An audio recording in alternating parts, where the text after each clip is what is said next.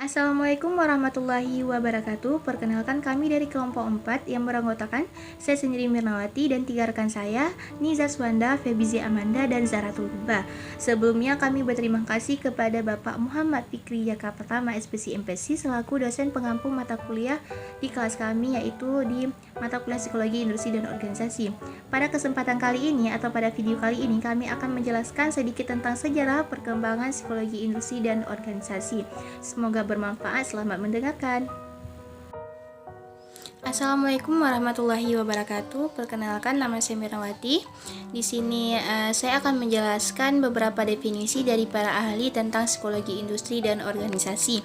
Yang pertama itu ada menurut Munandar tahun 2001, di mana mendefinisikan bahwa psikologi industri dan organisasi ini adalah suatu keseluruhan pengetahuan yang berisikan fakta, aturan, dan prinsip-prinsip tentang perilaku manusia dalam pekerjaan.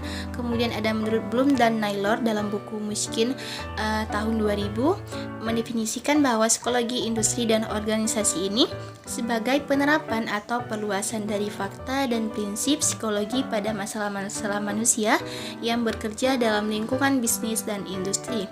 Kemudian ada menurut MC Cormit dan Tiffin tahun 1975 mengartikan bahwa psikologi industri dan organisasi ini adalah sebuah studi tentang perilaku manusia yang terkait dengan dunia industri dan penerapan pengetahuan tentang perilaku manusia untuk memecahkan masalah dalam konteks tersebut. Kemudian ada menurut Duane School tahun 1973 mengartikan bahwa psikologi industri dan organisasi ini dia melibatkan metode, fakta, dan prinsip ilmu pengetahuan tentang perilaku manusia terhadap manusia dalam dunia kerjanya. Kemudian ada yang terakhir menurut Miner 1992 mengartikan bahwa psikologi industri dan organisasi ini adalah sebuah cabang dari psikologi seperti halnya psikologi eksperimen, psikologi klinis, dan psikologi sosial, dan bagian dari psikologi lainnya. Menurut Monchinsky 2000, ada dua sisi psikologi industri dan organisasi, yaitu sebagai ilmu pengetahuan dan sebagai ilmu terapan. Yang pertama itu ada sebagai ilmu pengetahuan, psikologi industri dan organisasi berusaha untuk menambah dan memperluas pengetahuan tentang manusia dalam kerja. Yang kedua itu ada sisi lainnya adalah sebagai terapan atau praktek, atau disebut juga sisi profesional, yaitu penerapan dari pengetahuan untuk memecahkan masalah sebenarnya dalam dunia kerja.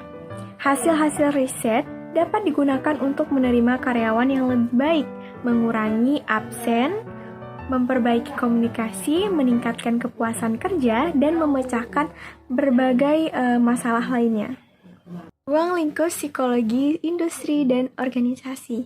Michelle G. Emmett 2004 menyebutkan 4 bidang utama dari psikologi industri dan organisasi. Yang pertama itu ada psikologi personalia, personal psychology. Yang kedua itu ada psikologi organisasi, organizational psychology. Yang ketiga itu ada pelatihan dan pengembangan, training and development.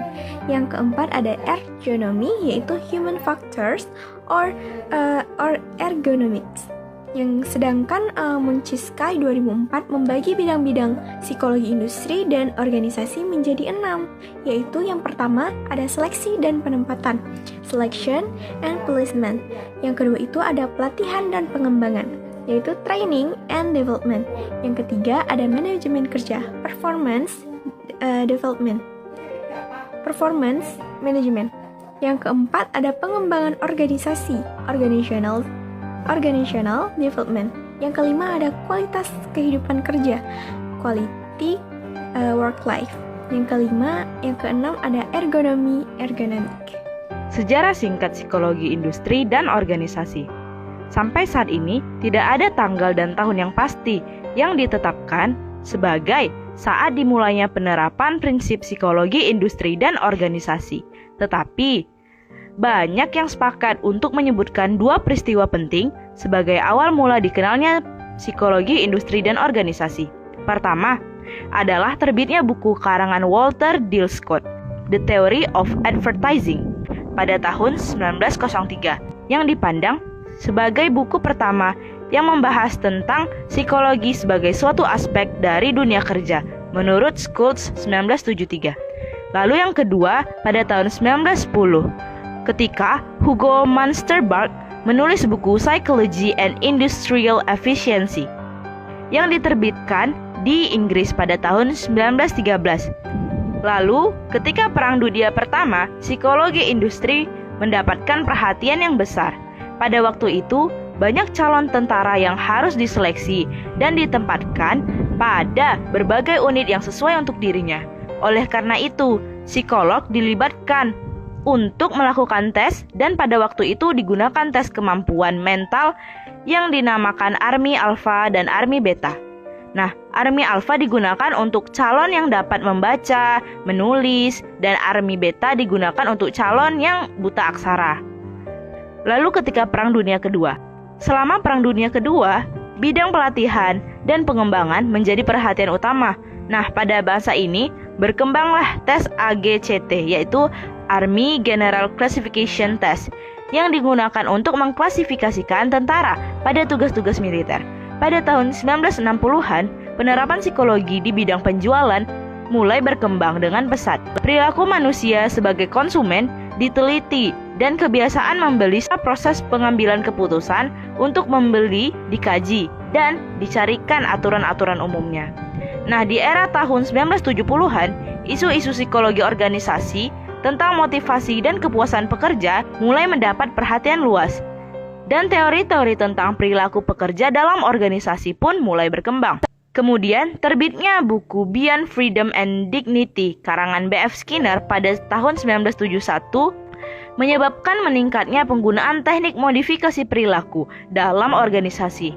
Nah, pada periode tahun 1980-an sampai 1990-an ditandai dengan mulainya digunakan metode-metode statistik yang lebih canggih seperti path analysis, multivariate analysis of variance, dan sedangkan pada tahun-tahun sebelumnya metode statistik yang digunakan terbatas pada tes dan korelasi. Perang Dunia Kedua.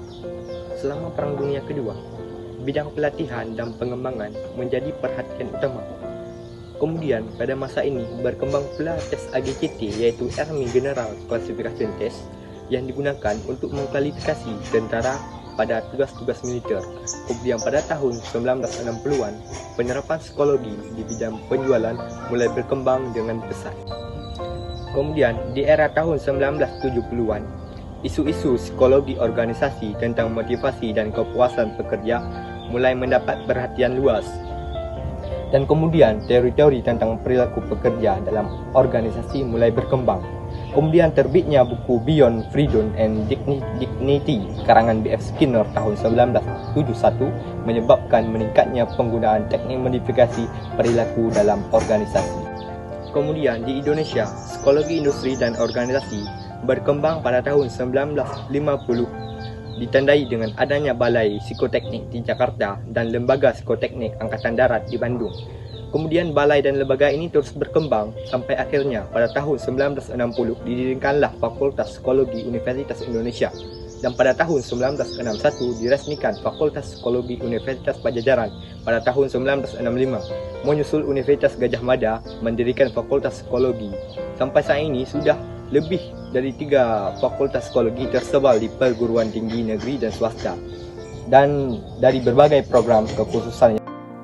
Sekian dari pemaparan materi sejarah perkembangan psikologi industri dan organisasi dari kelompok 4. Kami ucapkan terima kasih bagi teman-teman yang telah menonton. Semoga bermanfaat. Assalamualaikum warahmatullahi wabarakatuh.